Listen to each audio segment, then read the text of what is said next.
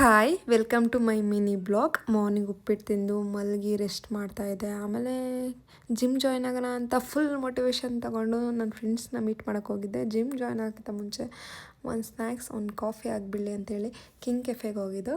King ಕೆಫೆನಲ್ಲಿ ಸ್ವಲ್ಪ ಸ್ನ್ಯಾಕ್ಸ್ಗಳನ್ನೆಲ್ಲ order ಮಾಡಿ ಪಾವ್ ಬಜ್ಜಿ ಮತ್ತು ಮ್ಯಾಗಿ ಸ್ಯಾಂಡ್ವಿಚ್ ಎಲ್ಲನೂ ಆರ್ಡ್ರ್ ಮಾಡಿಕೊಂಡು ತಿಂದ್ಕೊಂಡು ತಲಾಟೆ ಮಾತುಗಳನ್ನ ಆಡಿಕೊಂಡು ಸ್ಯಾಂಡ್ವಿಚಲ್ಲಿ ಸ್ಮೈಲಿ ಮತ್ತು ಆರ್ಟ್ ಬರ್ದು ಕಳಿಸಿದ್ರು.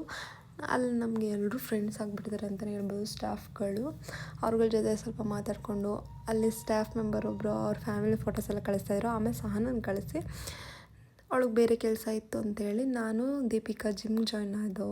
1 ಇಯರ್ ಪ್ಯಾಕೇಜ್ ತೊಗೊಂಡಿದ್ದೀವಿ, ಗೊತ್ತಿಲ್ಲ ಅದೆಷ್ಟು ದಿನ ಹೋಗ್ತೀವಿ ಅಂತ.